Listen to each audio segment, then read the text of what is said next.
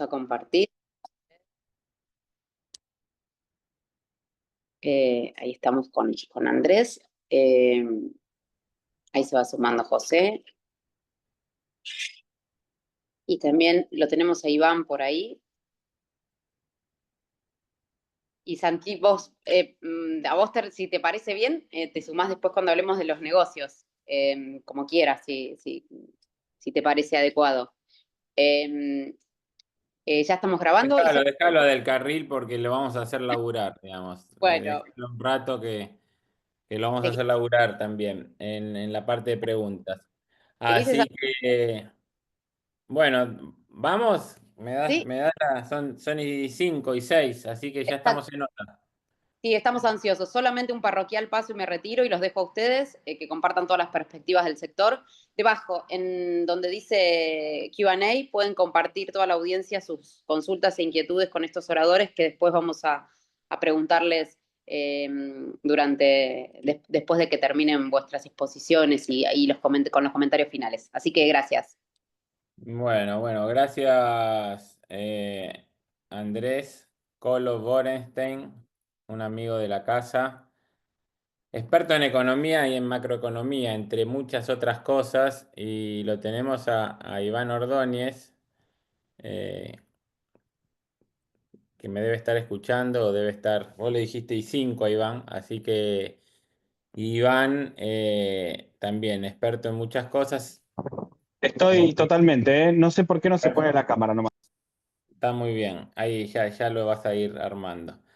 Ahí está, Iván, y lo tenemos a Iván, experto en agronegocios.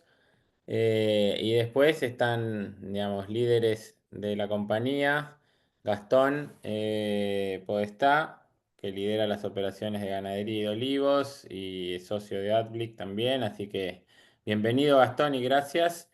Y Santiago del Carril, gerente general de todo el negocio de granos.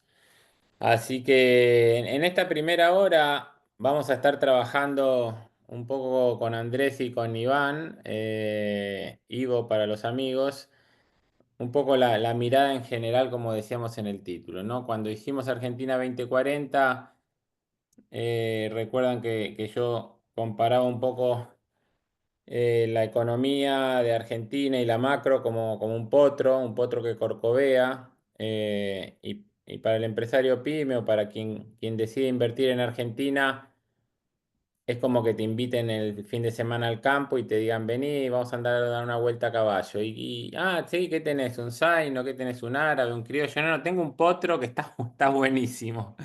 Nadie se quiere subir un potro, ¿no? O sea, en el término del campo, un potro es un caballo que no está domado, con lo cual subirse un potro es que estoy en el piso.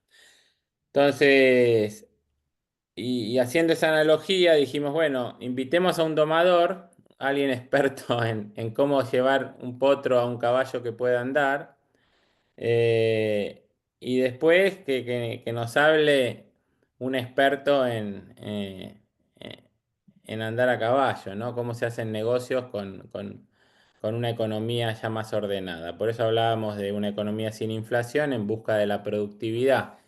Entendemos que en los últimos años el negocio del agro y el negocio de siembras a escala estuvo de alguna manera viciado por un negocio financiero, un negocio de búsqueda de brecha, un negocio de posicionarse en dólar link para reservar pesos esperando una devaluación.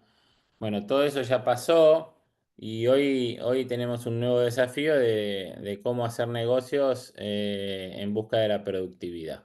Entonces, nos pareció que podía ser interesante invitarlo a Andrés, que nos cuente en 15 o 20 minutos cómo ve esta macro. Cuando el año pasado, los que tenemos que hacer presupuestos, allá por mayo, nuestro presupuesto va de agosto a julio, y allá por mayo decíamos, bueno, ¿cómo pronosticás? Y los que están acostumbrados a hacer presupuestos, cuando miran la variable inflación, la variable tipo de cambio, dice, y ponelas a la par, porque si tenés un gran desvío entre una y otra, no hay cuadro de resultados que resista. Y muchos decían, bueno, sí, ponelas a la par, pero en realidad digamos, si la inflación le gana al dólar y tenés una inflación alta en dólares, no hay cuadro de resultados que resista. Y bueno, hoy de alguna manera en muchos P&L de compañías se está verificando eso, que hubo una inflación, digamos, que fue a la baja, pero mayor al dólar, el famoso crawling peg o el carry trade y demás, donde los costos en dólares son más altos. Este poder adquisitivo del salario real, que el gobierno dice que es muy bueno y nos consta que es así, tiene que venir de una productividad, porque si todo queda igual, el cuadro de resultados se resiste. Y en ese marco es donde estamos parados. Finalmente lo que pasó, que era difícil que pase, y si eso pasa va a explotar, bueno, pasó, no explotó. Explotaron algunas compañías o algunos cuadros de resultados, que es distinto. Y uno tiene que ayornarse a buscar una productividad, y más en un negocio de siembras a escala, donde los márgenes son chicos y bueno, y después ya. Así que bueno, armamos esto, la primera horita, charlar un poquito, darle la palabra a Andrés, que tus 15, 20 minutos, después darle la palabra a Ivo en función de cómo está viendo los negocios, agronegocios en esta realidad. Y después aprovechar que tenemos a dos directores de la compañía para entre todos responder preguntas y ya ir haciendo, como diríamos, el pase entre lo que es la economía y los agronegocios a la realidad hoy de AdBlick, los segundos 40 minutos, de las 7 en adelante. Así que, ¿cómo estamos domando al potro, doctor Borenstein? Bueno, gracias por la invitación, José. Un placer estar acá. Me llamaron muchas cosas, domador es la primera vez, pero bueno, pues siempre por algo se empieza, no sé, me voy a domador de reposeras, como le decían a uno, prefiero domador de potros. Bueno, te digo, a ver, un poco les cuento cómo llegamos hasta acá y cómo veo un poco la cosa hacia adelante. Para simplificar, yo creo que el programa de Milei ha tenido tres grandes pilares. El primero es obviamente el ancla fiscal, o sea, lo que hizo Milei fue realmente importantísimo. Bajó 5 puntos el gasto. Cuando Milei dice 5 puntos, uno dice, bueno, exagera, bueno, fueron 4,9, o sea, bajó 5 puntos el gasto, inédito en un año de recesión. Y más inédito todavía es que el tipo tiene una popularidad altísima. O sea, si bien puede haber bajado ahora en marzo, en febrero, después de lo de la cripto, después del discurso de Davos o qué sé yo, aún así sigue teniendo una popularidad muy alta, lo cual, pensando en el futuro, es una señal buenísima, porque no voy a decir que los argentinos nos hemos convertido en anglosajones, que estamos preparados, digamos, con la taxpayer culture o lo que sea, pero sí es inédito, porque la Argentina tradicionalmente le pedía al Estado de todo, pensaba que había una olla de oro atrás del arco iris, y bueno, digamos, el tipo que cortó con ese mito de alguna manera es muy popular. Así que eso es una primera cosa muy importante. Y que además, viste, al principio de la gestión Milei uno se preguntaba, pero ¿será sostenible? Porque la licuadora, que la motosierra, y resultó que sí es sostenible. Pasaron ya 15 meses y podemos discutir qué número de superávit fiscal va a tener, pero no si va a tener superávit. Entonces, eso le da una visión de futuro, porque con el superávit fiscal la probabilidad de que la Argentina, digamos, tengamos una crisis de las que todos ya conocemos es mucho menor. Nunca es cero, es Argentina, pero bueno, no es lo mismo un Estado que se la pasa pidiendo prestado o que se la pasa emitiendo. Bueno, esa primer pilar creo que está muy bien. El segundo pilar, y vos hablas de productividad, es todo el set de reformas estructurales que tiene la Argentina, que ya empezó, que lo vemos casi todos los días en el boletín oficial, con todo lo que está haciendo el equipo tanto de Federico Sturzenegger como de Pablo Lavini en la Secretaría de Comercio. En el sector de ustedes bajaron, por ejemplo, las alícuotas para importar fertilizantes, pero en cada uno de los sectores hay algún ejemplo que sirve y todos los días hay alguna cosa nueva y en general es para mejor, por supuesto. Uno a veces dice, yo esto lo hubiese hecho distinto, porque por ahí justo uno sabe de alguno de los temas y dice, yo lo hubiese hecho mejor. Sí, siempre hay una forma distinta de hacer las cosas, pero en general en el mundo de los negocios, casi todas las reformas que viene haciendo el equipo de Sturzenegger o lo de la Secretaría de Comercio, uno dice, che, esto va para mejor. O le mejora la vida a los consumidores, o le reduce costos a las empresas, o le mejora la productividad a las empresas, y por supuesto falta. Falta una reforma laboral, tenemos todo eso claro, falta una reforma impositiva, lo tenemos claro, y falta una reforma previsional. Además, hay como un compromiso hasta que eso pase, porque para eso necesitas mayorías legislativas y qué sé yo, a ir bajando impuestos. Bueno, digamos, uno podría decir al sector agro le bajaron las alícuotas de los impuestos a las exportaciones, tanto de la soja como del maíz y el trigo. Probablemente en el sector dice, bueno, pero no es suficiente, seguro no es suficiente. Toto Caputo siempre dice, pero mira que están primeros en la lista cuando tengamos más guita para seguir bajando impuestos. O sea que al final del día lo que te estoy diciendo es, vas a tener o más productividad o menos impuestos. Y esto va a lo que voy a ir después, que es el tema del tipo de cambio. Vos hablabas de la inflación en dólares. Entonces el tercer, y de mi minuto que llego, el tercer pilar es la baja de la inflación, que es lo que de alguna manera su principal promesa de campaña. Recuerden, recibió la economía con 211%. Mi pronóstico para este año es 23-24. Obviamente, te imaginarás, a mi edad he pifiado un montón de pronósticos, pero tengo la sensación de que si la pifio este año no la voy a pifiar por mucho, es decir, podrá ser 26, supongamos que puede ser 28, supongamos que la sigo pifiando, estoy casi seguro que va a empezar con 2. Y si fuera 30, también sería un super logro, porque venís de 211, fuiste a 117 en el 2024, y suponete que fuera 30, de nuevo, mi número es 23-24, y ojalá sea 18, ¿no? Pero no me parece que tampoco. Lo más probable es que empiece con 2. Bueno, es un super logro. Ahora ustedes me van a decir, con toda justicia, bueno, atrasando el tipo de cambio. Por supuesto.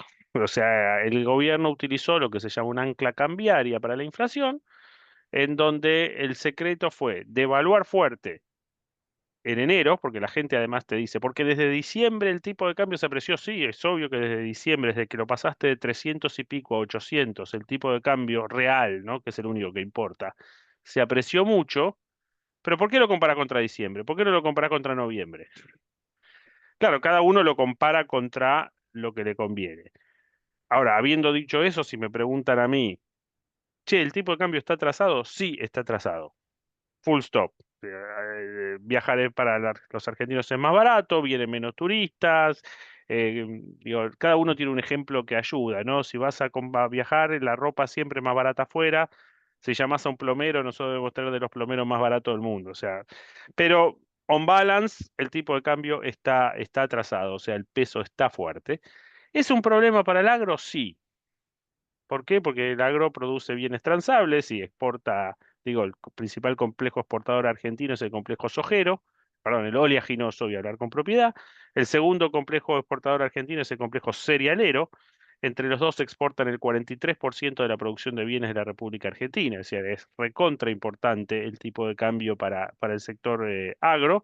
Ahora, este tipo de cambio es el mismo que tuviste en muchas otras momentos del tiempo, la convertibilidad, de hecho es el mismo, algunos momentos de Cristina, Massa. ¿Cuál es la apuesta? Y bueno, vas a tener el mismo tipo de cambio con menos impuestos, por ahora muy poquito menos, es de esperar que en el futuro bastante menos, y con mucha más productividad. Si eso te pasa, bueno, la economía argentina va a poder vivir con un tipo de cambio atrasado. ¿Va a estar atrasado para siempre? ¿Tenemos que esperar una devaluación? Yo creo que si el modelo Milei funciona, va a estar atrasado. ¿Por qué? Porque cuando tenés un cambio de régimen, cuando tenés una estabilización exitosa, poner en la convertibilidad, y creo que hay que mirar mucho más la convertibilidad que Macri, si tenés una estabilización exitosa, el tipo de cambio te queda bajo. ¿Por qué? Porque te entra guita. Es un país en donde si esto sale bien, va a entrar plata, tanto de la economía real como plata financiera, y si entra más plata de la que sale, el dólar se va a quedar bajo.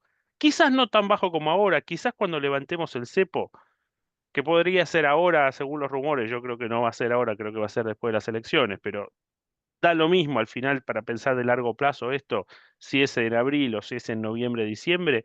Ahí puede ser que haya alguna pequeña devaluación o puede ser que haya un salto más grande y después se acomode de vuelta hacia abajo. Esto es lo que los economistas llamamos el overshooting, ¿viste? Que de repente sale, hay como un par de semanas de pánico y sube mucho y después empieza a entrar la guita, que esta que yo te digo, que no sé si a la semana, a las 2 semanas, al mes, al final, si el modelo funciona, la guita va a entrar y la Argentina se va a quedar cara en dólares. Ya olvídense, porque también la gente compara a veces contra el momento en donde los uruguayos cruzaban el puente para comprar papel higiénico. O sea, esa era una Argentina que no existe, cuando teníamos, vos lo hablaste en términos del negocio financiero para el campo, cuando teníamos 150% de brecha. Cuando comparás contra eso, la Argentina va a ser cara toda la vida. Ahora, un país que puede ser efectivamente caro, pero con mucha productividad, bueno, al final no va a ser tan caro. Y quiero hacer un par de reflexiones, y no me quiero extender mucho, después lo quiero escuchar a Ivo, pero yo miro mucho y estudié mucho, y lo hablé incluso bastante con Cavallo esto. eh, ¿Por qué la convertibilidad? Digo, la convertibilidad lo pienso porque en la convertibilidad tuvimos un tipo de cambio que no era conveniente, si querés, pero duró 10 años y medio. Y cuando cayó, no cayó por el tipo de cambio. Cayó porque fuimos acumulando deuda y esa deuda se hizo sostenible. La convertibilidad, la gente se acuerda del 1 a 1 porque obviamente es lo más fácil y es lo que estabilizó la hiper del final del gobierno de Alfonsín y la primera hiper de Menem. Pero para mí lo fundamental de la convertibilidad fue el famoso decreto de competitividad que se publicó el 1 de noviembre de 1991. Eso permitió hacer básicamente lo que hoy está haciendo Sturzenegger. Desregular, no, decreto de competitividad, no, decreto de desregulación, perdón. Permitió desregular toneladas de industrias. En esa época, por ejemplo, era imposible abrir una farmacia en la ciudad de Buenos Aires porque había otra a menos de 3 cuadras. Y ejemplos como esos había toneladas. Bueno, hoy 30 años después, lamentablemente, volvimos a regular la economía de una manera ridícula, donde para cualquier cosa necesitamos un papel, no sé, en el sector de ustedes, las cartas de porte, y digamos, por decir una cosa que me acuerdo que existe en el mundo del campo, y el quilombo que son, perdón, el lío que son todo el tema de las aduanas y los inspectores, y, bueno, y 18 áreas de gobierno que no sabes muy bien para qué existen y cuál es el valor que agregan. Bueno, toda esa agenda debería hacer que para un productor agropecuario o a cualquier jugador de la cadena de valor del campo o de otras industrias, hablo del campo porque estoy acá con ustedes, pero debería tener muchísima más productividad eh, que en el pasado, y eso debería compensar en términos de costos o de producto por unidad eh, la rentabilidad o la mala rentabilidad que te puede generar un tipo de cambio que no es el que a vos te gustaría que sea. A esto le faltan cosas que, si querés, son ajenas al modelo macro, y que seguramente por ahí va a querer hacer un doble clic, yo las enuncio. Una ley de semillas, me parece que sin ley de semillas en el campo, la innovación en la Argentina no va, y lo estamos viendo en Brasil, ¿no? En Brasil, donde sí se paga la propiedad intelectual, tenés una cosecha mejor que la otra. O sea, la revolución verde vino en la Argentina. No voy a mencionar al papá de Ivo, que fue uno de los gestores de la revolución verde, porque Ivo lo va a contar mejor, pero fue con un tipo de cambio malo. O sea, el tipo de cambio en la Argentina permitió esa revolución de la siembra directa y la semilla genéticamente modificada y toda esa historia. Bueno, ahora me parece que necesitamos otro salto como el que tuvimos hace 30 y pico de años, y es un salto que Brasil de alguna manera nos muestra el camino. Segunda cosa que es bien micro, bueno, yo sé, me van a decir, en el campo falta infraestructura, y sí, falta infraestructura. ¿Le podés pedir a Milei en este primer año, donde hizo esos 5 puntos de ajuste fiscal, que sea Milei el gran generador de la infraestructura? Me parece que no. Obviamente dentro de esa reforma fiscal que falta y que uno la esperaría para el 2026, tiene que haber todo este tema que hoy viste, Milei lo llama votar con los pies o competencia tributaria, porque una de las cosas típicas del sector agro son los caminos rurales, ¿no? Que en muchísimos lugares son muy malos. Este no es un tema de Milei, no es un tema del modelo económico, es un tema más de gestión, si querés, provincial o municipal en muchos casos. Pero bueno, me parece que una reforma fiscal y darle mayor competencia a cada uno de los lugares, va a ser eso mejor, y eso además debería redundar en que los campos en la localidad A valen mucho porque tienen buena infraestructura, los campos en la localidad B y por ende los alquileres de los campos en la localidad A valen mucho, y los alquileres de los campos en la localidad B valen poco porque cuando llueven 4 gotas no puedes entrar con el camión o lo que fuera. Bueno, todo ese tipo de cosas son cosas que uno se imagina de que van a venir en la micro y que deberían de alguna manera compensar eh, esta situación. Ya estar llegando casi al final de mis 20 minutos, así que para compensar y para no plantear tampoco un panorama demasiado exitista, un par de cosas que me preocupan. Eh, una, obviamente, en lo macro, la Argentina tiene dos debilidades. Una es la del tipo de cambio que ya mencioné y la otra es que no tenemos reservas.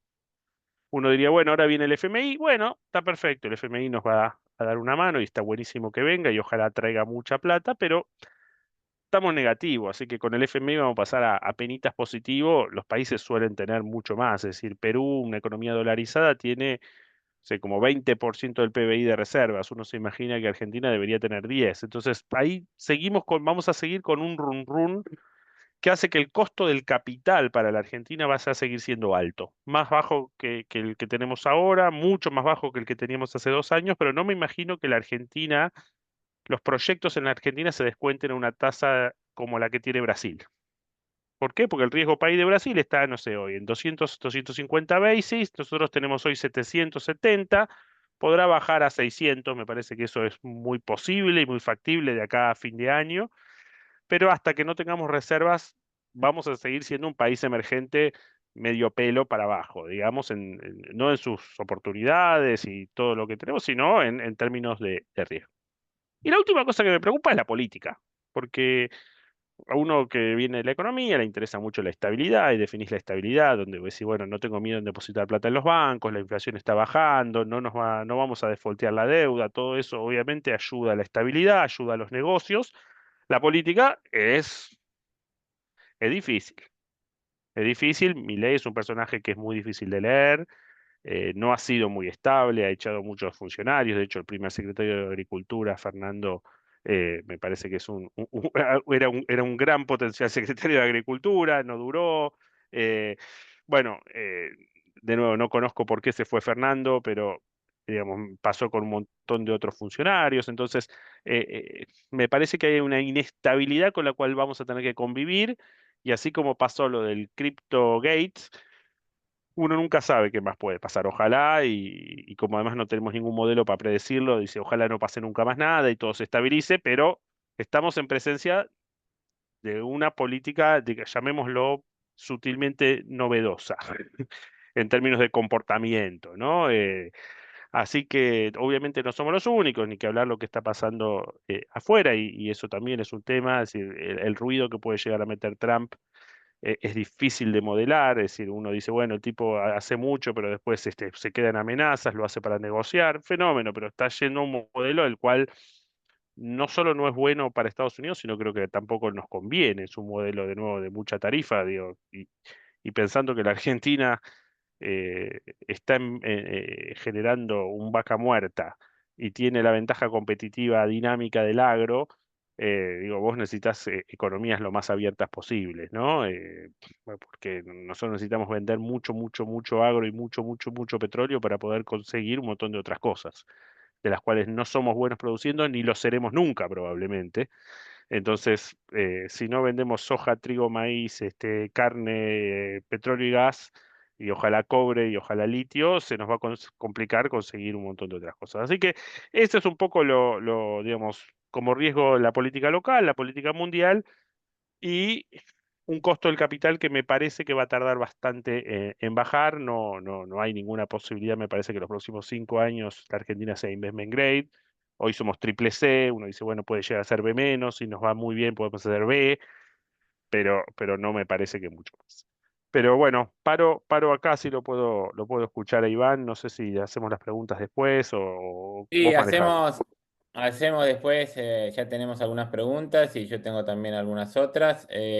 Nos quedamos con esta síntesis y después vamos a hacerte doble clic en algunas cosas. ¿Cómo, cómo estás viendo, Ivo? Sé que estás muy analítico las últimas semanas. Y cómo estás viendo toda esta productividad, lo que está pasando en el sector. Un sector que está, por alguna manera decirlo, expectante a lo que viene y también, digamos, con algunos cimbronazos puntuales que preocupan a la generalidad, ¿no? Es gente saliendo a hablar de lo bien que está, tal vez de manera innecesaria, por un overshooting de comunicación en función de lo que pasó con algunas compañías y cómo puede afectar el tema. Contanos un poco la generalidad de los agronegocios y, y qué estás viendo.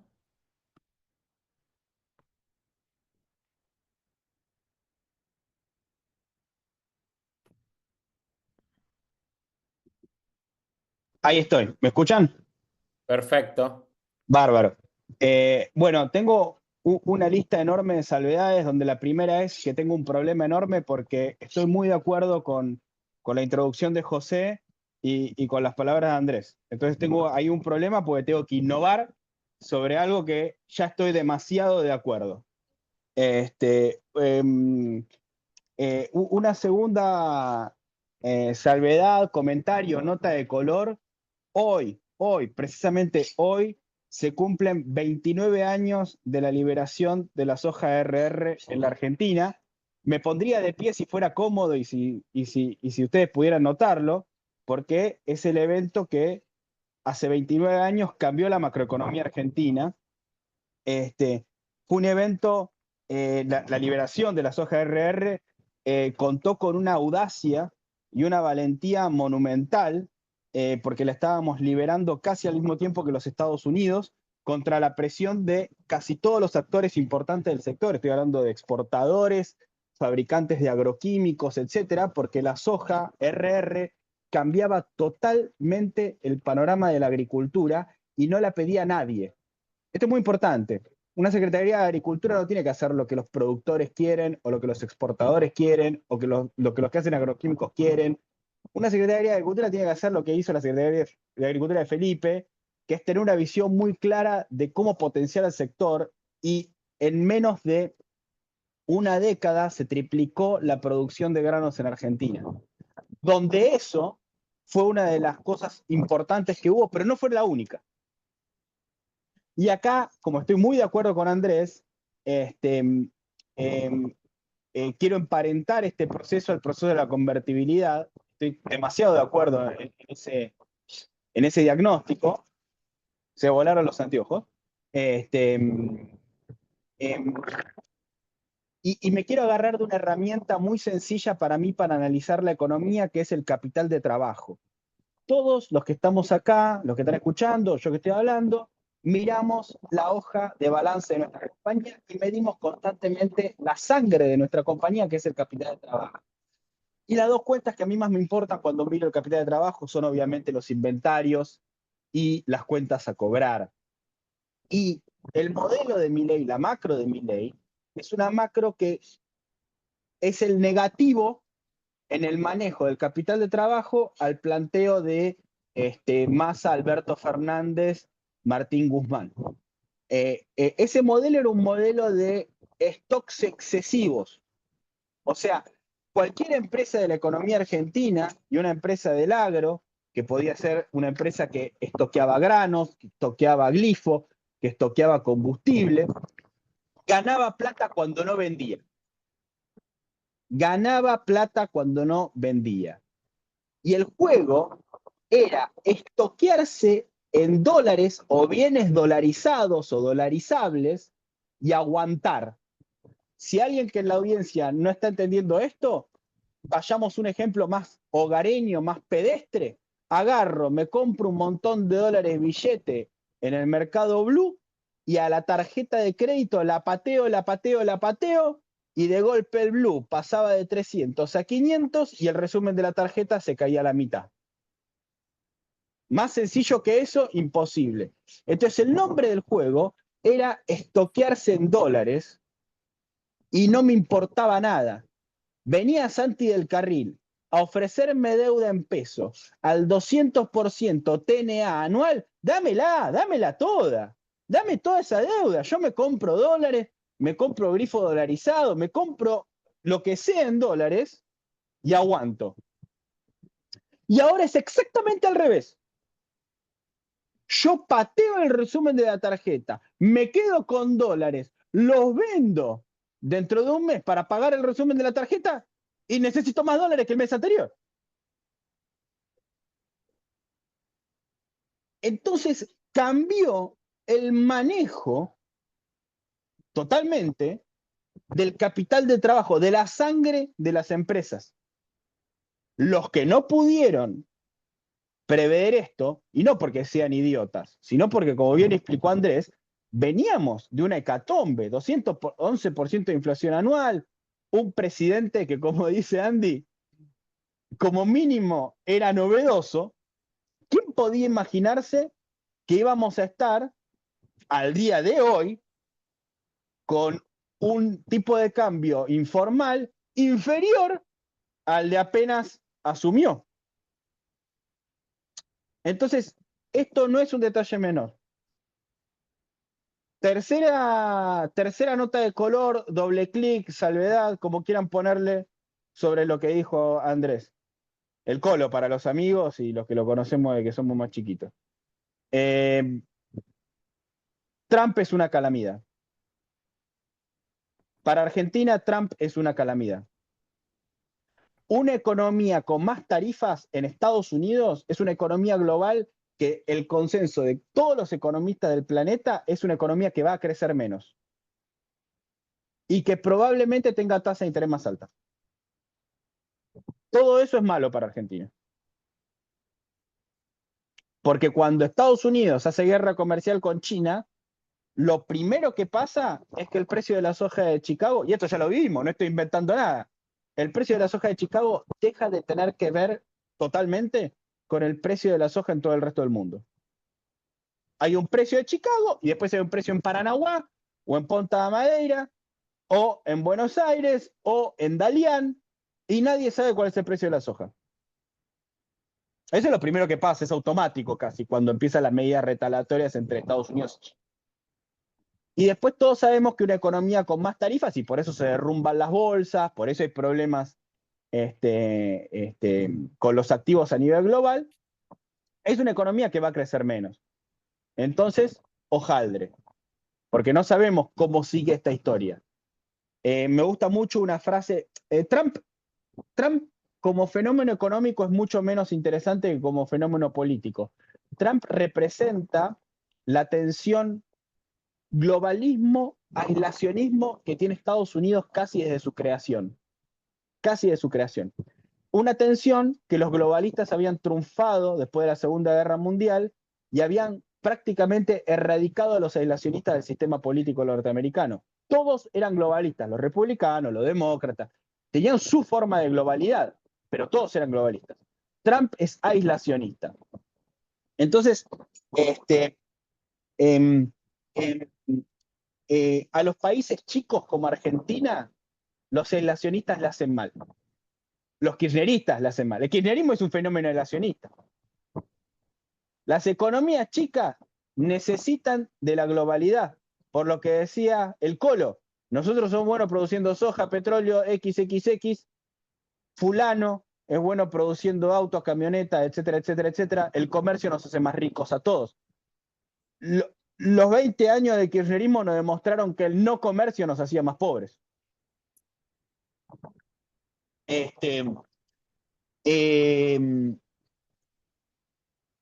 después, una reflexión sobre la convertibilidad.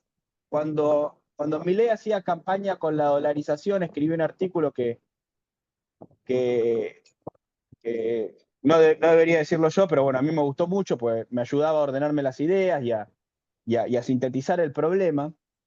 Y en 1998, empiezan los primeros tractorazos del agro contra Menem. ¿Y de qué se quejaban los productores agropecuarios? Se quejaban del impuesto al gasoil y las retenciones a la soja del 3%, del estado de los caminos rurales y la falta de ¿cómo se llama? De tren, de logística ferroviaria.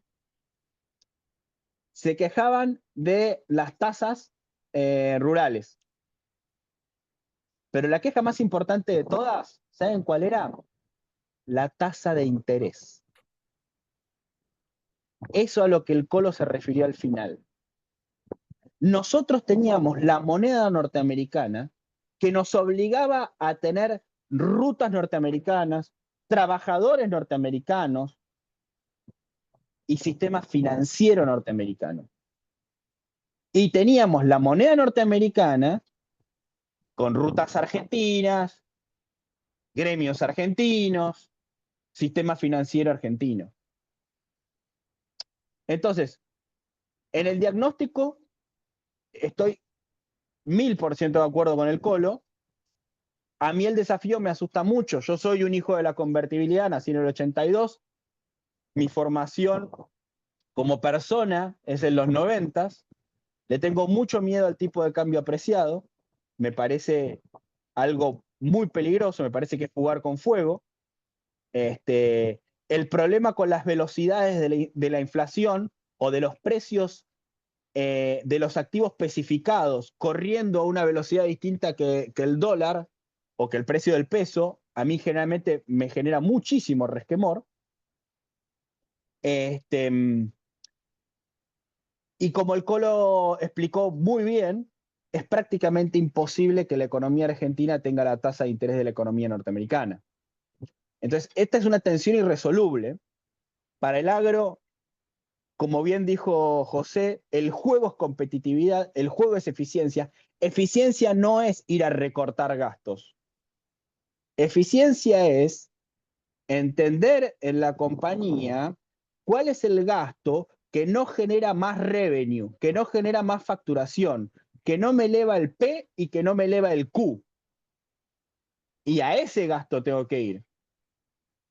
Pero cuando viene un vendedor de una compañía de micronutrientes o de inoculantes o de cualquier verdura que me dice, le pones $1 de esto y te va a devolver en rendimiento $1.10, hay que sentarse a escucharlo. Acá no hay que achicarse, ¿eh? El que se achica aumenta los costos fijos que están dolarizados y quiebra. Cuando vos te agrandás, los costos fijos dolarizados los diluís por unidad. Esto que digo parece una boludez, pero la tentación de muchos es, che, pará, con estos costos en dólares no se puede hacer nada, tengo que recortar hectáreas. Sonaste, recortaste hectáreas, es peor. El costo fijo por unidad aumenta. ¿Y sabes cuál es el costo fijo del productor agropecuario de 500 hectáreas? Su vida. Su vida. El colegio de los pibes, las vacaciones. Entonces te recortás y tenés que empezar a recortar los costos fijos. ¿Qué haces? Te sentás con los pibes y le decís, chicos, ahora no, dígale chavo a los amigos, los cambiamos de colegio. Entonces, esto no es salir a recortar gasto a troche y moche. Esto es entender el gasto que no me da facturación y analizarlo. ¿Por qué? Porque en el mundo del capital de trabajo de Massa, de Fernández y de Guzmán, yo me contrataba a un trabajador, negociaba cualquier salario, al año ya el salario en dólares lo había hecho pelota. Acá es al revés. Me contrato a cualquier trabajador, al año en dólares me cuesta el doble. Entonces, si me contrato un trabajador, es para ampliar mi área y diluir el costo. Es para ser más eficiente. Y ese es el desafío en el que estamos. No sé cuánto tiempo me queda. El problema que dejó la convertibilidad es que nos dejó desnudos frente al espejo. Y teníamos que aceptar lo que éramos. Argentina tuvo un Rodrigazo porque la Argentina hasta el año 73 eclosionó. Argentina tuvo una hiperinflación porque hasta el 89 el sistema productivo y la forma en la que hacíamos negocios eclosionó. Entonces, todo el proceso de los 90, con la ley de regulación económica y reforma del Estado, fueron una conversación que Milei está trayendo de vuelta. ¿Se acuerda de la conversación de las elecciones del 2002? Menem, que decía que quería anular las provincias y que el país tenía que tener 5 regiones y no teníamos que tener más legislaturas provinciales. Bueno, ¿por qué? Porque era el famoso costo argentino el que no hacía al país competitivo. Y ahí gana Kirchner y hay un festival de consumo y de emisión que terminó con un 211% de inflación y un verano en el que la gente prácticamente evaluaba hasta los jeans en dólares y las camisas. Entonces, para cerrar un poco, em, em, em, yo lo que creo es que la conversación sobre la competitividad es una conversación sobre qué clase de sociedad queremos.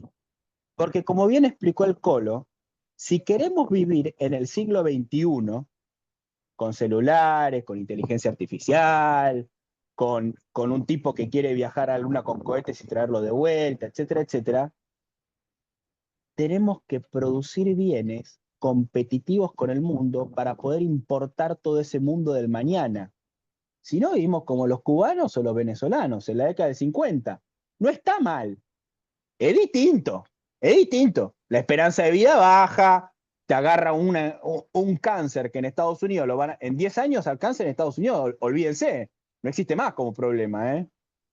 Con edición génica, modelos de computadora, etcétera, etcétera. Pero en la década del 50, viste, te trataban con un serrucho, era otra la onda, digamos. Los que viajan se dan cuenta cómo el kirchnerismo nos dejó atrás. Miren cómo la gente paga las cosas y compra las cosas en el resto del mundo, las rutinas que tiene, los alimentos que comen. Estamos atrás. Entonces, la propuesta de una Argentina verde y competitiva que puede comerciar con el mundo es una propuesta audaz. Es una propuesta de calidad de vida. Pero parece que tener conversaciones muy complicadas, muy complicadas. Abierto a preguntas Clarísimo. y Me perdón por hablar a encantó. capela. No, me encantó, me encantó. Nosotros siempre decimos en Adblick que el problema de la Argentina básicamente no es tanto económico, sino es cultural, ¿no? Como dirían, es la economía estúpido, yo diría es la cultura estúpido, digamos, ¿no? Y la cultura es la suma de decisiones que tenemos como sociedad, ¿sí? En nuestras familias, en nuestros clubes, en nuestras empresas. Y esas decisiones, no me canso de repetirlo, cuando son acertadas se convierten en hábitos y los hábitos en virtudes. Cuando son desacertadas se convierten en vicios, ¿sí? Yo creo que lo más interesante que yo rescato de esto es que pareciera ser que hay un apoyo cuando tenemos esta sorpresa de a pesar de la baja del 5% del gasto, a pesar de una cantidad de cosas, hay un apoyo a lo que está haciendo el gobierno. Yo creo que hay un principio de cambio cultural, donde mucha gente, digamos, laburadora, se cansó de un montón de cosas que se fueron viviendo en las últimas 2 décadas. Y ese atisbo de cambio cultural, porque un cambio cultural lleva muchísimo tiempo, es lo que creo que está permitiendo plantearnos estos cambios de desregulación, estos cambios económicos, esto de poner en valor el laburo, poner en valor a quienes apuestan e invierten y demás. Entonces, eh, si nosotros tenemos que estar pensando, y me gustó esto del capital de trabajo, porque de alguna manera lo que está pasando es, hubo una liberación de capital de trabajo. En la medida que vos no tenés que tener stocks, en que, digamos, podés hacer rotar más tu patrimonio, te libera capital de trabajo. Y cuando hablamos de productividad, hablamos de justamente retorno sobre patrimonio, digamos. ¿Por qué el famoso caso de Kmart, que era el líder absoluto del retail y de Estados Unidos, es vencido en las manos de Walmart, digamos, porque Walmart rotaba, digamos, cada 4 días su capital.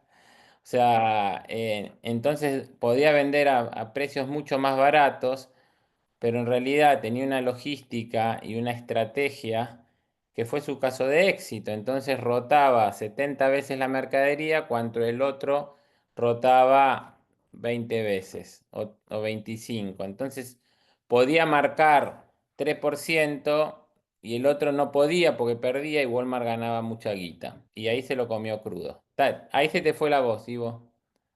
No sé qué pasó, pues no dice que estás muteado, pero... Uy, no te escuchamos. ¿Estás con headphones? Es muy canchero vender el Ahí Chateau está. Lafite con 30% de margen, porque es un vino sofisticado y uno se siente un marchand de vino espectacular, pero la plata se hace con el Santa Julia, que vendés, cada vez que vendés una sola botella de Chateau Lafite con margen del 30%, vendiste 10 millones de Santa Julia con margen del 10%. Y la plata se hace con el Santa Julia. El Chateau Lafite lo hacemos para mostrarle al mundo que podamos hacer vino bueno. O si, volviendo al ejemplo de Bodega Zucardi, el Tito Zucardi o los vinos de altísima gama de Santa Julia, de la familia Zucardi. Pero sí, estamos hablando de lo Clarísimo. mismo, básicamente. Así que, yendo un poco a los números, Colo, digamos, hoy hay elecciones, ¿sí? El mercado le tiró la semana pasada, ¿no?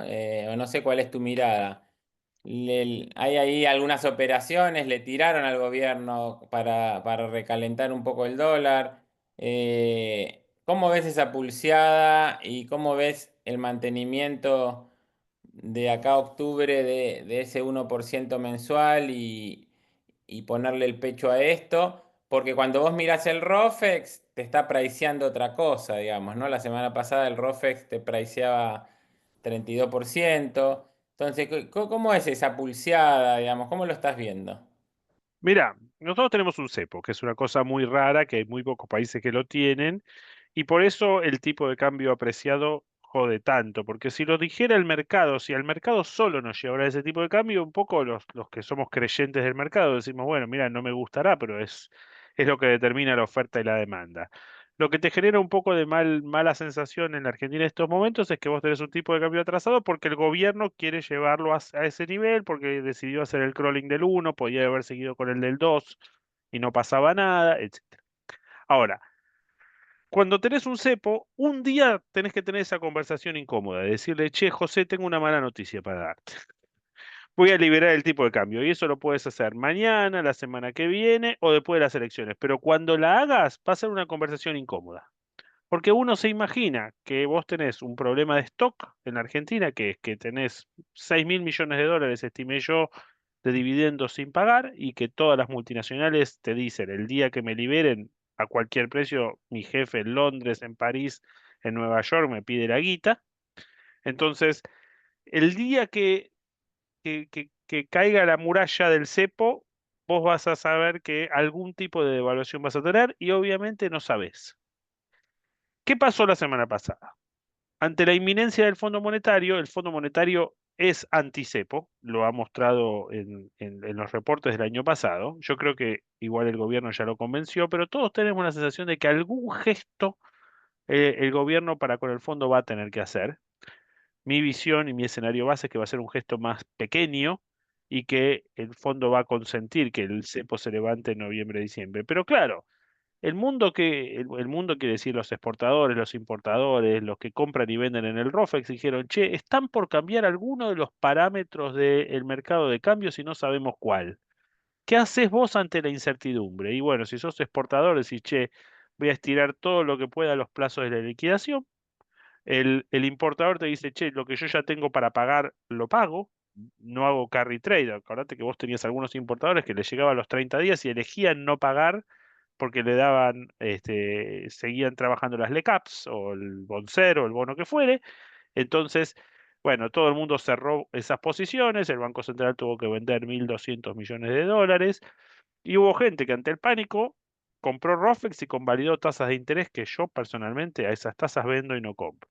Yo, obviamente me puedo equivocar, como dije, me equivoqué 1000 veces, me equivocaré 1001, pero yo creo que no hay un salto brusco en el tipo de cambio. Hoy, por ejemplo, anunciaron que van a colocar un bono dólar link a junio, lo cual te dice que si el gobierno pensara que devalúa antes de junio, difícilmente coloque un bono dólar link a junio y dándole esa salida a la gente. Vamos a ver cómo se demanda las licitaciones el jueves.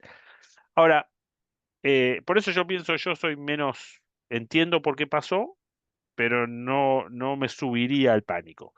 Hay dos factores más que comentaría ante tu pregunta, José. Una es que obviamente vos viste que cuando bajaron los derechos, eh, conversaron menos con el sector que otras veces. Dijeron, esto es buena noticia, no lo necesitamos conversar, y alguna gente quedó medio dolida con eso, y eso también puede estar jugando algún rol. La segunda cosa es que, como te diga, ponele que no pase nada ahora. El tema es que en noviembre va a pasar. Milei yo creo que ya se jugó un poco su capital político, y lo dijo el Toto también muchas veces, y el cepo se va. Y es lógico, es es un gobierno libertario, tener un cepo cuasi soviético es medio un despropósito. Ahora, cuando se vaya el cepo, yo lamento dar la mala noticia, esos días va a ser un caos. Hasta que se arregle, yo creo que se va a arreglar rápido, y yo creo que no vas a tener un overshooting, ni vas a tener un salto inflacionario de la Sanflauta. Creo que no va a pasar nada. De hecho, a veces lo jodo a la gente del gobierno, le digo, muchachos, yo soy más optimista que ustedes. Lo que pasa es que sí, vos sos más optimista que nosotros porque el riesgo es nuestro, te dicen. Vos sos, claro, yo soy un analista que se equivoca o no o acierta, y me juego un poquito mi reputación. Los tipos se juegan muchísimo más.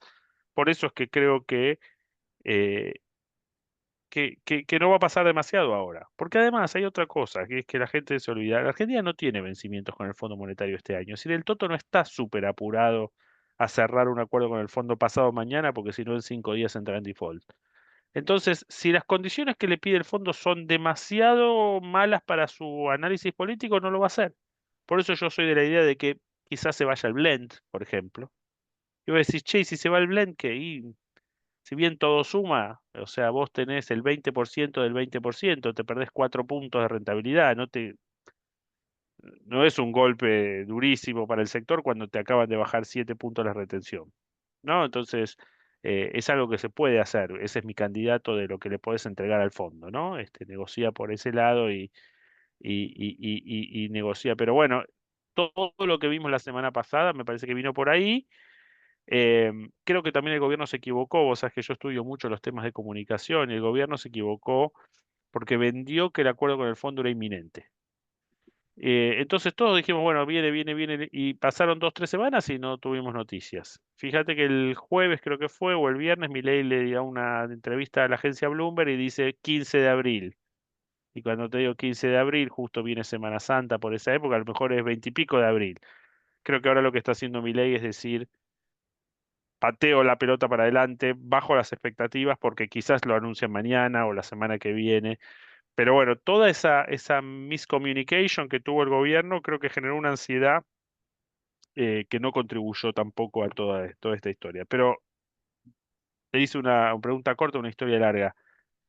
En algún momento hay que tener la conversación incómoda, decir, che, voy a sacar el cepo, y eso algún problema va a generar. Ahí pregunta del auditorio, ¿cómo se hace un país para acumular reservas como hizo Brasil, México o en su momento Perú? Digamos, porque pareciera ser que para Argentina es misión imposible, ¿no?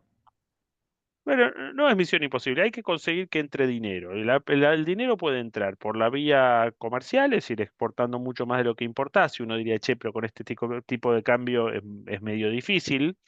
Y la segunda forma puede entrar a través de los flujos financieros, digamos, como hizo Macri, carry trade. Se puede, pero en algún momento todos sabemos que esa plata cambia al viento y se te va y es medio peligroso. Y la forma quizás más interesante es con inversiones. Entonces, si vos empezás a decir, bueno, supongamos que vienen, no sé, viste que la Argentina tiene 6 o 7 proyectos de cobre. Cada uno de esos proyectos vale 4 o 5 mil millones de dólares.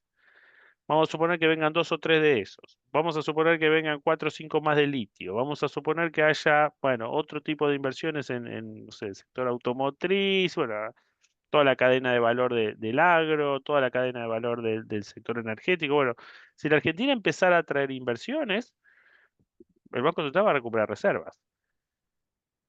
yo en ahí quiero abrir el paraguas, la va a recuperar de a poquito, pero si vos tenés un modelo Argentina del pasado, que es que cada 4 o 5 años esto explota, bueno, nunca vas a llegar a recuperar. Acordate que Brasil recuperó reservas, pero Brasil hizo el Plano Real, año 1994, o sea que llevamos 31 años en donde sí, tuvo millones de problemas, tuvo el Lavallato, tuvo el Mensalao, tuvo la devaluación del 99, pero básicamente la economía estuvo estable. Chile tuvo su última gran crisis en el año 82, 83, que fue la crisis de la banca. La hiperinflación que fue sobre el final del gobierno de Alan García en Perú fue 1990, si no me equivoco, o por ahí. O sea, de ahí vino el chino Fujimori y quizás con métodos después medio cuestionables en lo político, pero la economía la estabilizó. Es decir, que del año 90 llevamos 35 años de estabilidad en Perú. Así se construyen reservas, porque si uno lo que tiene la visión es vamos a tener 20 puntos del PBI de reservas como tiene Perú de acá al 2027-28, yo te diría la probabilidad es prácticamente cero por más vaca muerta, por más cobre, por más litio y soja que tengamos. Perfecto. ¿Cómo ves? Y último punto es que también hay que tener suerte, ¿no? Esto que decía Ivo de la soja, que no hay precio, qué sé yo que soy un burro de todo esto, pero miro todos los días la primera, el SA de Chicago, ¿no? El primer corte de la soja, ahora creo que es el K5, ¿no? El que hay que mirar, bueno, ese vale hoy $368. En el 2008 esos $368, digamos, la soja medida en precio de hoy, o sea, ajustada por la inflación americana, la de Lustó, la de la 125, valía $880. Esto se llama en francés hort, ¿no? Bueno, a veces también te tiene que ayudar. Vos querés acumular reservas, necesitas que el petróleo suba y la soja suba y vas a acumular más rápido también. Y la de Clarísimo, masa era 650. Claro. clarísimo. ¿Cómo ves, Ivo, el tema de retenciones? Esta baja temporal viene para quedarse, ¿no?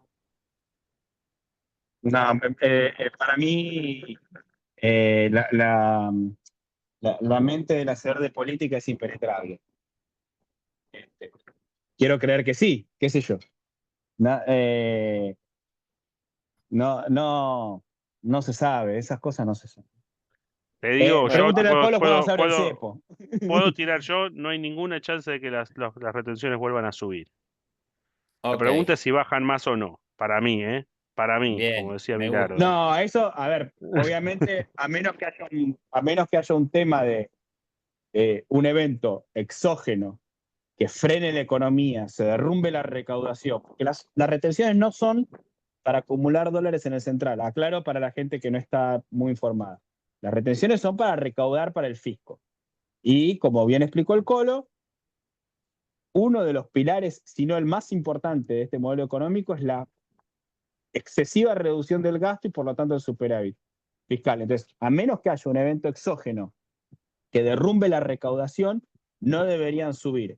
El punto es que no sabemos, que por eso el Colo habló de lo importante que es la sostenibilidad política del plan económico, cuánto más pueden bajar el gasto para que acompañen esas bajas de gasto, o cuánto más puede crecer la economía para que acompañen ese crecimiento de la economía o esa reducción del gasto nominal con una reducción de las retenciones.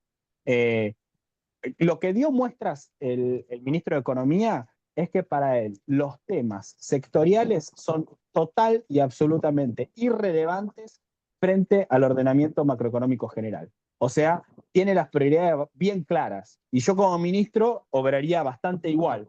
Digamos, acá están los ministros de Economía del kirchnerismo, que son todos una manga de locos, y después está el resto de los ministros de Economía, con lo cual uno tiene que ser, como bien dijo el Colo, bastante templado. ¿Por qué? Porque están con la botonera y si se equivocan tienen problemas graves y tomar las decisiones es difícil. Entonces, el ministro ya dijo y dio sobradas muestras, por ejemplo, con su ex secretario de Agricultura, que su prioridad número uno es el ordenamiento de la macro y que atrás viene todo el resto. Entonces, yo no veo así como un apuro loco por bajar las retenciones.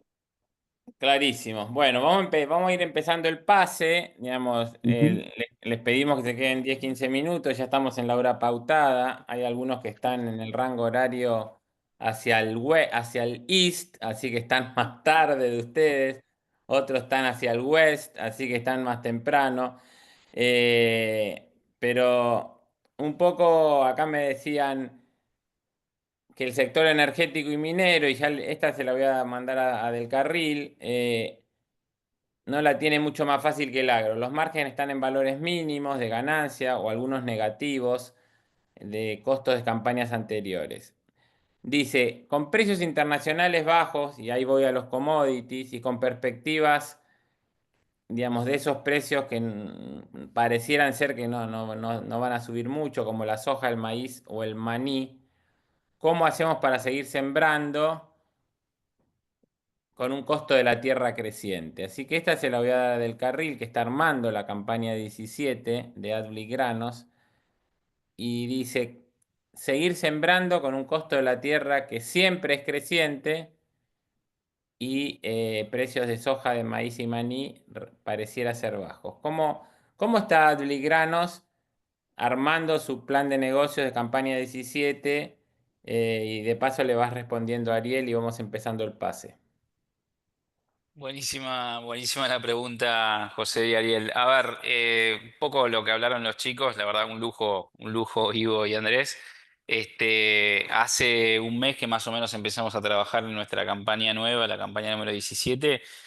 Y bueno, vos lo sabés bien, de lo único que venimos hablando es de competitividad, productividad y eficiencia, ¿no? O sea, el escenario de precios bajos en los commodities, por lo menos en los principales commodities. Creo que si bien puede haber alguna pequeña volatilidad en algún momento, para poder capturar, a mediano plazo no somos alcistas en los precios de los granos, y podemos profundizar de eso después, pero hoy básicamente le estamos dedicando mucho tiempo con el equipo a crecer. Coincido 100% con lo que dijo Iván, estamos buscando más área para diluir costos fijos, fundamentalmente, y para diversificar en nuestro caso algunos cultivos y algunas ubicaciones geográficas distintas a las que operamos hoy. Pero fundamentalmente estamos buscando ser competitivos y ser productivos, y eficiente en todas las variables que analizamos. O sea, obviamente los arrendamientos, el costo de los alquileres, es de alto impacto, es una variable de alto impacto. Estamos en pleno proceso de negociación. Y ahí, como varias veces hemos escuchado en este tipo de charlas, o sea, en general, si bien hay empresas que tienen cierta dominancia en alguna zona, es casi un mercado de competencia perfecta. Hoy hay 70.000 productores que van todos los años a renovar ese 70% de tierra alquilada, con lo cual la importancia que puede tener algún operador grande en arrendamientos es relativamente baja. Así que es un mercado de competencia perfecta. Y hoy lo que estamos mirando es esa eficiencia que en un escenario de cierre de una campaña que estamos terminando ahora, donde el mejor escenario es un empate o lograr una pequeña renta, proyectar una renta positiva el año que viene, si no trabajamos sobre los costos y sobre la eficiencia productiva, digamos, es realmente desafiante. Así que hoy estamos laburando con los números, eh, fundamentalmente enfocado en la gestión de costos, la gestión de presupuesto y en capturar esas pequeñas oportunidades que en determinados momentos de volatilidad también el mercado te las puede dar. Así ¿Cómo, que cómo está el tema de la tierra? Porque acá había una afirmación, te la dejé picando para que la pongas en el mm, ángulo digamos, me la tiraste afuera. Porque Ariel dice un escenario de costo de tierra siempre creciente. Hoy nosotros estamos viendo alquileres a la baja, digamos, nosotros estamos ¿no? viendo aquí es a la baja, o sea, por eso te digo, dependiendo cada zona, hay situaciones muy particulares y dependiendo qué planteo productivo viene, pero la realidad es que nosotros estamos apuntando a una baja de alquileres, el mercado en general está yendo hacia ahí, estamos en recién comienzo de la campaña y negociando con los dueños de la tierra, pero creo que hay una expectativa a la baja. Dependiendo en qué mercado te metes, podríamos presupuestar una baja cercana al 10-12%. Si te metes en alguna zona en particular o con algún cultivo en particular, como el ejemplo del maní que decías vos, probablemente por cómo está el mercado y por cómo viene la campaña, los arrendamientos tengan que bajar más para que Argentina siga produciendo un volumen de hectáreas relevante de maní, por ejemplo, y competir con los otros orígenes, ¿no? O sea, pero el mensaje es ese, es una campaña que recién comienza. Pero sería muy difícil proyectar una campaña con renta positiva si no hay una baja de arrendamientos por lo menos del 10%, digamos. Y ahí voy para Ivo, digamos, me preguntan cómo impactaría la baja total de las retenciones en el precio del mercado de campos agrícolas. Contale un poco a la gente cómo están los valores de campos en Argentina, en países limítrofes, y si bajan las retenciones a cero, ponele 4 años, mi tierra, ¿cómo ves el precio de la tierra? Bueno, la teoría económica dice que de todos los participantes de la cadena, el más favorecido por una reducción de retenciones debería ser el dueño de la tierra. Este, pero el precio de la soja efectivamente pagado al productor, o sea, el real, el que el productor recibe en mano, le marca la rentabilidad a todo el sistema, digamos, desde el transportista y el cosechero hasta el ingeniero agrónomo. O sea, acá hay personas que tienen 45 años y entraron a su vida laboral con retenciones y pasaron 20 años, o sea, toda su vida laboral con retenciones. Bueno, newsflash, como dicen los gringos, les arruinaron la vida. O sea, el kirchnerismo les jodió de mínima un tercio de su ingreso multiplicado por 20 años. Hagan la cuenta y después vean si quieren hacer la revolución armada o no, digamos. Pero el principal beneficiario debería ser el dueño de la tierra y valores de... Para mí siempre están muy descalzados los valores de los campos contra los valores de los alquileres. Yo no soy un gran fan del negocio de la tierra, pero sí, se debería reacomodar todo y relativamente rápido, en 2 o 3 campañas. Bueno, buenísimo. Bueno, los vamos a liberar. Sé que están en el exterior y que agradecemos un montón que se hayan tomado esta hora y larga para compartir con nosotros, para charlar un poquito de la pasión que tienen los dos y que tenemos y que compartimos de lo que es hacer empresa, de lo que es la mirada económica, de lo que es el agro. Así que los liberamos sumamente agradecidos, y seguimos con Ana y con Santiago y con Gastón. Gracias Ivo, gracias Andy, que descansen. Gracias a ustedes, hasta luego. Un placer como siempre. Un gusto enorme. Gracias Ivo. Bueno, Ana, te paso la posta. Eh, Estamos en plena cosecha, ya nos contará Gastón, más de 200 y pico de personas cosechando aceituna de mesa, con una hojiblanca que anda muy bien, levantando el girasol, 35 cosechadoras están actuando al mismo tiempo, eso explica una cantidad de camiones, entre 70 y 100 camiones por día. Precios del aceite que caen, bueno, una cantidad de variables que es el día a día nuestro. Tenemos un montón de inversores en la sala, con lo cual te dejo, Ana, para que coordines y charles con Santiago, con los inversores, con Andrés, con Gastón. Y bueno, yo estoy por acá atrás de escena. Bueno, gracias, José. Justamente estamos acá también, además de con Santiago del Carril, están en la mesa Gastón Podestá y Andrés Oliver, que justamente la idea era compartir un poco sus miradas también respecto de el negocio de granos, que un poco Santiago nos adelantó en qué estado del partido estamos cuando respondió algunas de las preguntas de panel.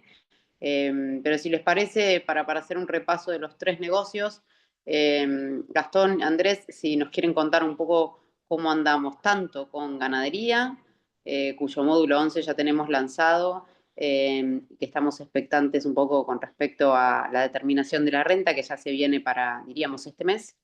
Y después también un poco contarnos en qué estamos en esta finca llena de cosechadoras en Olivos, ¿no? Así que todo este tiempo de ustedes para reportar, hacer este mini reporte a los inversores. A ver, resumen rápido. Empiezo por ganadería. Ganadería no es muy distinta a la situación que fue charlada antes. El nombre del juego se llama eficiencia.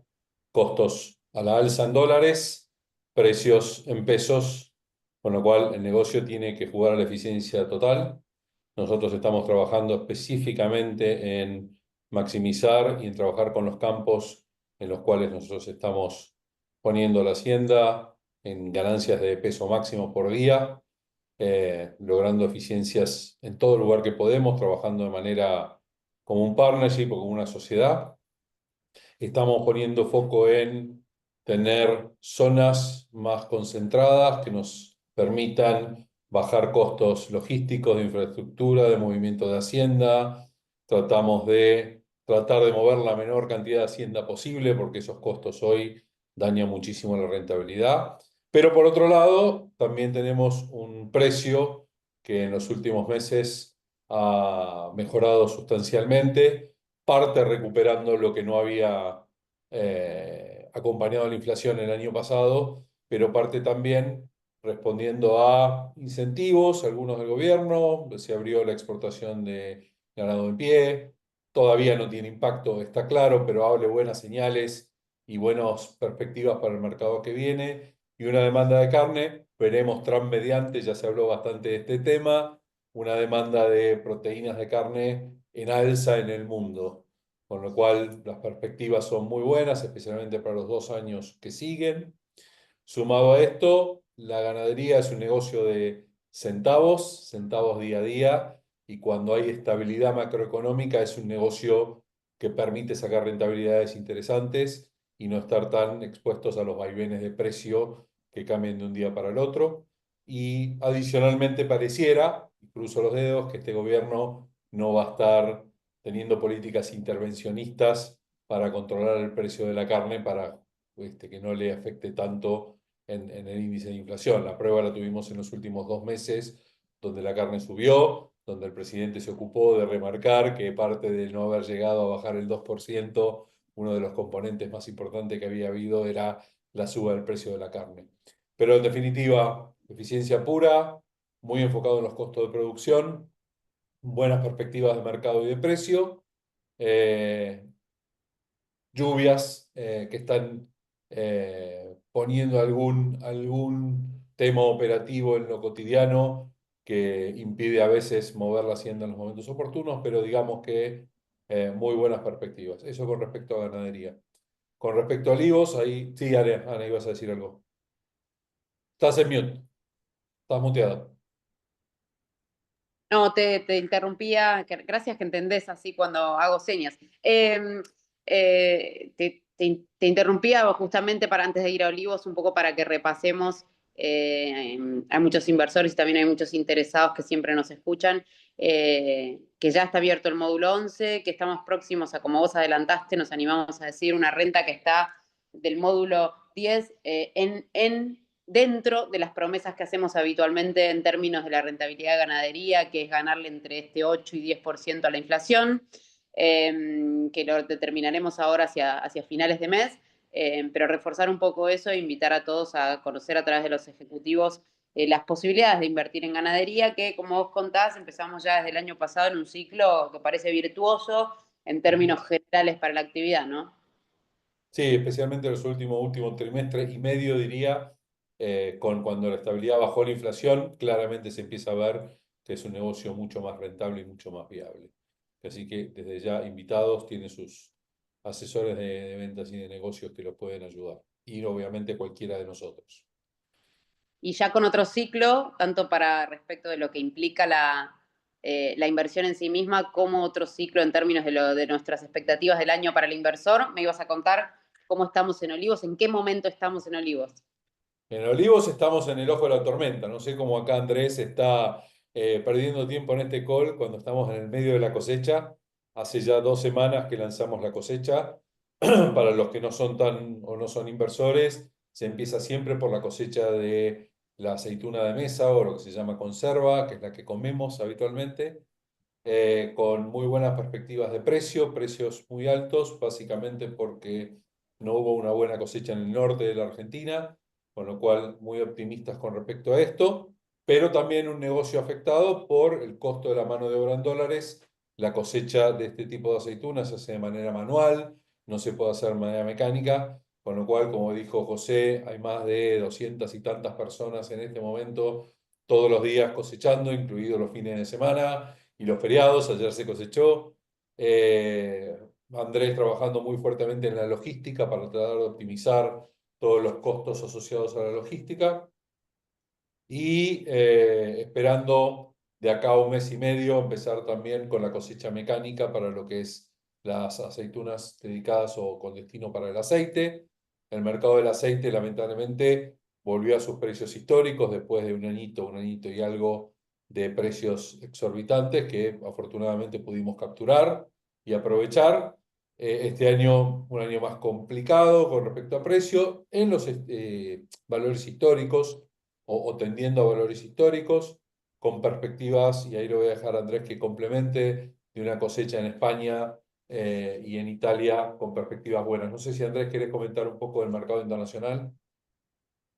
Sí, correcto. Digamos, lo que decías de precios es que ha vuelto a valores de hace 2 años, valores que se habían disparado por problemas en la producción. El último año fue un año relativamente bueno, que les permitió recuperar algo de stocks. Y en verdad lo que decías, que particularmente las noticias del último mes, allá están iniciando la primavera.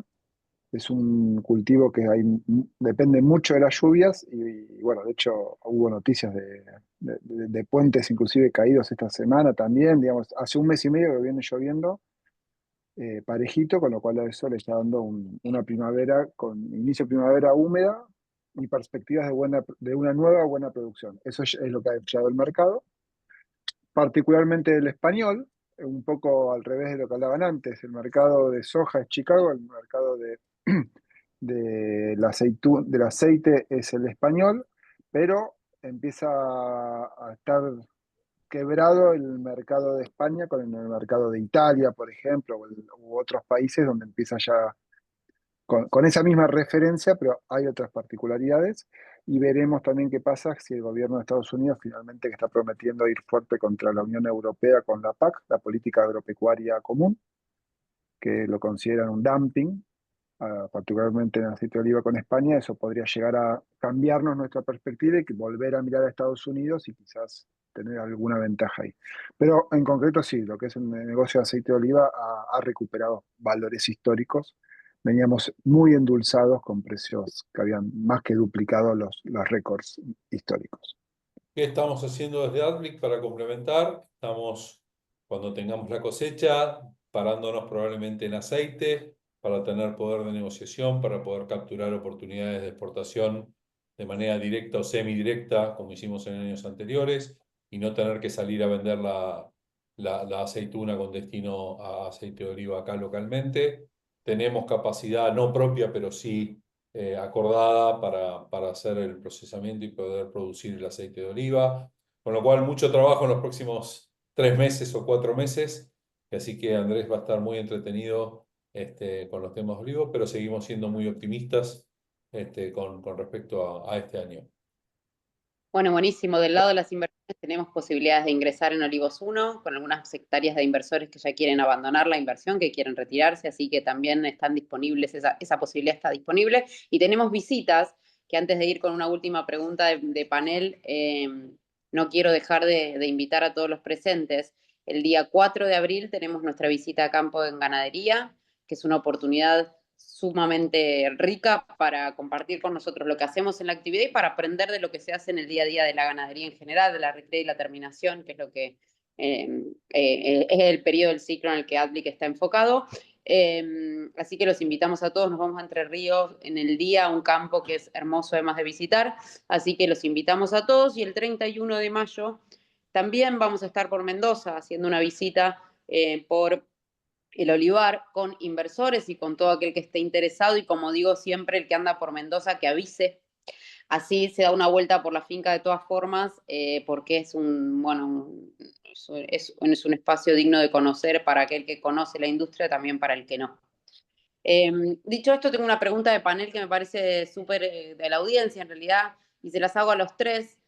Probablemente vuelvo a Santi, a vos para que me ayudes a contestarla, pero que involucra a todo lo que hacemos en Adlic, porque se refiere a, ya que hoy hablamos un montón de productividad, hablamos de rentabilidad y que necesitamos ser buenos en lo que hacemos para capturar márgenes, y entonces la pregunta es, ¿cómo se machea con innovación y con el uso de la tecnología?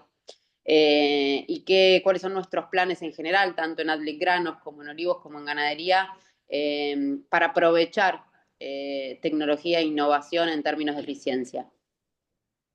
Está buenísima la pregunta. Bueno, obviamente la tecnología es clave, o sea, en un momento hablamos hace un ratito de ley de semillas, ¿no? O sea, si hoy en Argentina la ley de semillas es un debe y ojalá en algún momento de corto plazo se trate porque estaríamos incorporando tecnología tranqueras para adentro a campo que sería de mucho valor y nos agregaría fundamentalmente en soja mucha productividad. Corriéndonos, que me imagino que quizás el comentario está más orientado más a todo lo que es tecnología de procesos, de transaccional, etcétera, innovación. O sea, hoy Argentina es líder en todo este proceso de AgTech, por resumirlo en ese título, y la verdad que creo que estamos muy bien posicionados. Si me preguntás a mí, creo que cumple un rol importantísimo, no solamente en lo que ya conocemos de todo lo que tiene que ver con incorporación de tecnología tranqueras para adentro, ambientación de los campos, monitoramiento satelital, estimaciones, etcétera. Yo creo que hoy hay bastantes oportunidades para los productores en probar soluciones, plataformas que apuntan también más a todo lo que tiene que ver con lo transaccional. Financiamiento es uno de estos casos. El último día del inversor hablamos de, por ejemplo, los casos de Nera, que es una plataforma nueva que hoy fusiona dos bancos donde hay mucha propuesta y oferta de financiamiento para los productores y la cadena de valor. Creo que es algo interesante y hay otros casos también, con lo cual que me parece que en la medida que nosotros abramos las puertas hacia esos procesos de innovación, no solamente en el campo, sino también en los flujos transaccionales de la producción, finalmente vamos a encontrar productos y soluciones muy interesantes que al fin y al cabo eventualmente nos van a hacer eventualmente financiarnos a mejores tasas o tener accesos a servicios y a soluciones más eficientes, con lo cual me parece que es súper importante.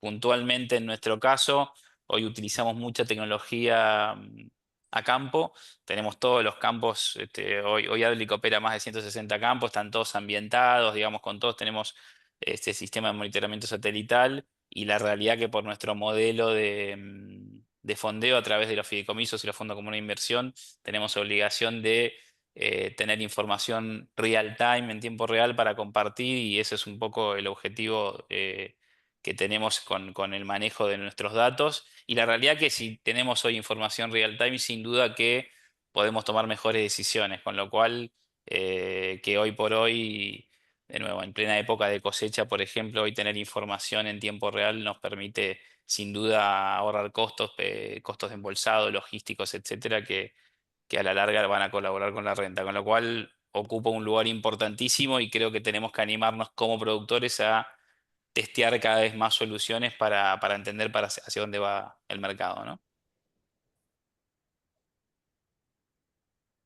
Bueno, fantástico, muchas gracias por tus palabras. Agrego un comentario que me parece súper interesante, aprovechando a Gastón, seguramente me pueda sumar algo al respecto. Nos pregunta Andrés Fernández cómo nos toca. Estas son de las preguntas a veces que tenemos así más difíciles. La cuestión del escándalo que ha habido en Uruguay y ganadería, ¿no? Este grupo que explotaba la inversión ganadera en Uruguay y que ha terminado en un escándalo complejo, donde hay acusaciones de estafa y demás. Al respecto, lo primero que quiero decirles a todos es transmitirles que nosotros no tenemos que ver con el caso en forma directa, y que hacemos un negocio en términos generales distinto al que se operaba en Uruguay, donde se operaban rentas fijas y la propuesta de inversión en todo caso no tenía que ver con esta asociación que nosotros permanentemente en Adlic invocamos y que tiene que ver con conocer el negocio, participar realmente del plan de negocio y de la construcción y del desenvolvimiento de ese plan de negocio y de ser un socio del negocio y no de prestarle dinero a aquellos que llevan adelante el negocio. En el caso de Adlic, las rentas son todas absolutamente variables. Para muchos inversores que están en la sala, más de una vez ha habido alguna que otra renta negativa y que no ha alcanzado lo esperado, por lo tanto saben que operamos de esa forma. y que en ese sentido hacemos los negocios con reportes distintos abiertamente y con un esquema de asociatividad que impide que sucedan este tipo de cuestiones sin entrar en esos detalles. Solo No sé, Gastón. Sí, solo para agregar, Ana, a ver, la gran diferencia, como bien vos mencionaste, nosotros no prometemos rentas fijas ni nos comprometemos a rentas fijas. Cuando nos ha ido mal, explicamos por qué va mal, por qué el negocio salió o no salió, pero no entramos en un círculo vicioso de ver cómo tapamos problemas. El segundo tema es nuestro fideicomiso y nuestro fondo tienen un propósito muy determinado, no es un negocio como el de Uruguay, donde había diversificación dentro del negocio ganadero de otro tipo de actividades. Lo nuestro es la recría y terminación de animales con un ciclo anual donde uno puede entrar y salir en un año o en dos, de acuerdo a cómo opte entrar y qué tipo de inversión esté haciendo. Con lo cual, más allá de que estamos en el mismo negocio de la ganadería, el tipo de negocio que nosotros tenemos no tiene nada que ver con el negocio de ganadero que salió en todos los diarios de Uruguay. Eso también es importante saber. Y también esto contesta la segunda parte de la pregunta o un comentario de la misma persona que hizo con respecto a la ganadería. Es un tema de muy largo plazo, no el tipo de negocio en el que nosotros estamos, donde da la posibilidad de poder entrar por un año o por dos, después seguir dentro y seguir juntando lo que nosotros llamamos la renta en kilos de carne, pero es un negocio de corto plazo, de ciclo corto, donde se permite, sí, con la limitación de por lo menos un año, hacer tipo de negocios más flexibles y no tener que esperar 20 años para obtener renta ganadera. Bueno, fantástico, creo que aclarado, nos aclara Andrés que también nos agradece haber contestado esta pregunta, pero sí, nosotros contestamos permanentemente y en forma abierta este tipo de preguntas, nos interesa esa discusión con los inversores. Por mi lado, siendo las 19:30, hemos hecho frente a otro día del inversor y no tengo más preguntas aquí, así que les transmito mi enorme agradecimiento. José, ¿querés hacer algunas palabras finales?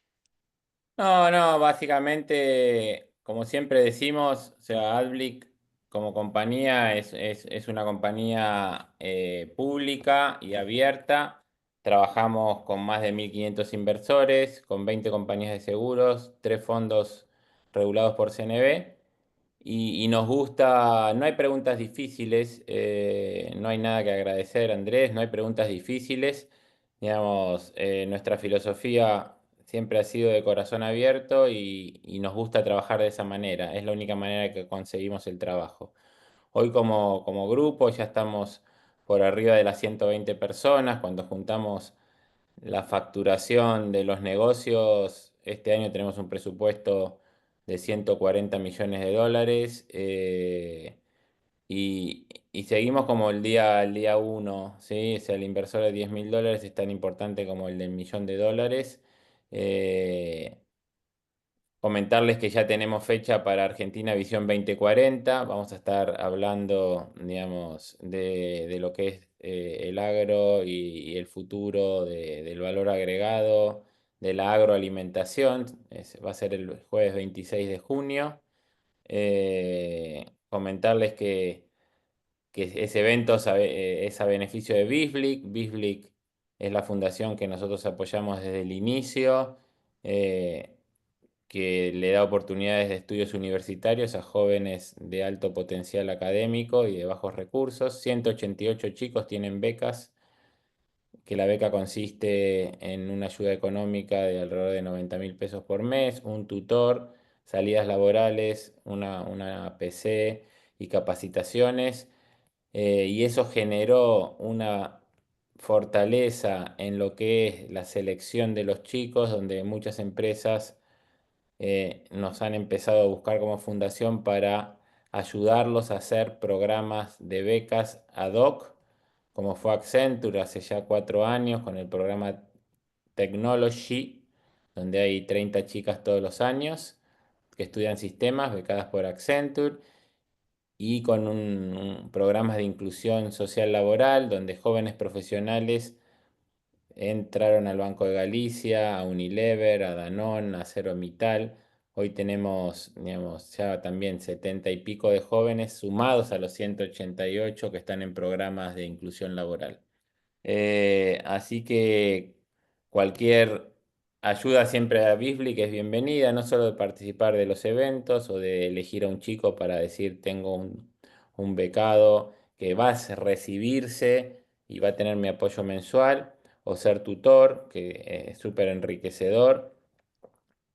Nosotros como compañía, todos los gerentes, tenemos horas pro bonos para que todos estos eventos, ya sea el Argentina 2040 como el Adblick Open Golf, son organizados in-house. No tenemos agencias que organizan esto, sino es el trabajo en equipo que de alguna manera enriquece a nosotros como equipo y ayuda a la fundación. Así que nada, muy contentos, o sea, desde Adblick tenemos una mirada positiva de lo que está pasando. Definitivamente es challenging, hay desafíos, hay que hacer las cosas mejor, hay que ponerse más fit. Nos bajaron el tiempo de las pasadas del kilómetro, ya no son más a 5, ahora son a 4:30. Y bueno, hay que estar más fit para poder performar. Y eso es lo que nos divierte, nos hace levantarnos cada mañana a las más de 120 personas que forman el ecosistema AdBlick y vamos por más, como dijimos hace unos meses, vamos por más. Así que buenas tardes, gracias a todos y nos vemos el mes que viene. Hasta luego. Gracias, José. Gracias a todos. Hasta luego.